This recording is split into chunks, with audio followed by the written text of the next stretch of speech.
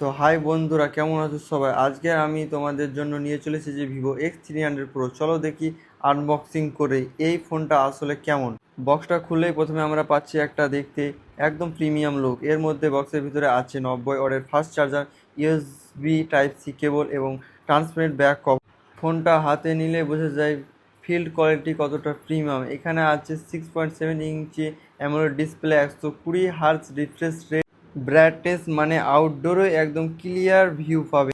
এখানে যদি পারফরমেন্স কথা বলি, এই ফোনে আছে মিডিয়াটেক ডাইমেনসিটি 9500 প্রসেসর এবং ভিভোর V3+ ইমেজিং চিপ, মানে গেমিং, ভিডিও এডিটিং বা হেভি ইউজ সব কিছুই একদম স্মুথ চলবে, কোনো ল্যাগ নেই।